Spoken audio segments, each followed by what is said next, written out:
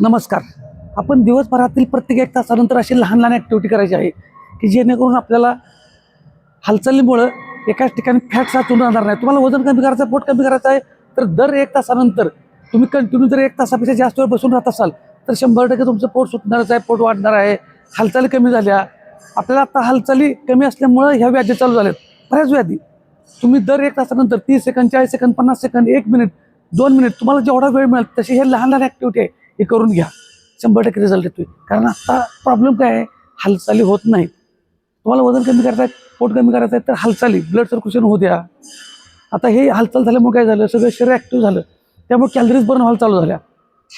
जसं की आपण एखाद्या ग्लासमध्ये पाणी घेतो, त्याच्यात गढूळ पाणी जर असेल तर ते गाळ जास्त वेळ ठेवलं पाणी तर ते गाळ तळाला जाऊन साचतो, तो हलत नाही. ज्यावेळेस नंतर आपण त्याला पाणी हलवतो त्यावेळेस तो गाळ परत वर येतो. त्या पद्धतीनेच शरीरातली फॅट एका ठिकाणी जाऊन थांबते. तुम्ही जर जास्त वेळ स्थिर राहिला, साधं गणित उदाहरण देतोय, ह्यात लॉजिक किंवा सायन्सला सांगत बसत नाही. त्या पद्धतीनं आपण आपल्या शरीराला हालचाली करूया दर 1 तासानंतर लहान लहान ॲक्टिव्हिटी. आणि ह्याचं तुम्हाला जर असं ह्या लहान ॲक्टिव्हिटीचा उपयोग फायदा बघायचा असेल तर इकिगाई म्हणून एक पुस्तक आहे, ते ऑडिओ बुकमध्ये पण यूट्यूबला सर्च करा, ऐकायला मिळेल. त्याच्यामुळे तुम्हाला लक्षात येईल की ते जापनीज लोक कशा पद्धतीनं आपलं आरोग्य जगतायत. त्यामुळे आपल्याला पण लय सोपं आहे, लय कुठलं प्रोडक्ट वगैरे खात बसू नका, फक्त सवय बदलायच्या आहेत. 100% रिझल्ट येतोय.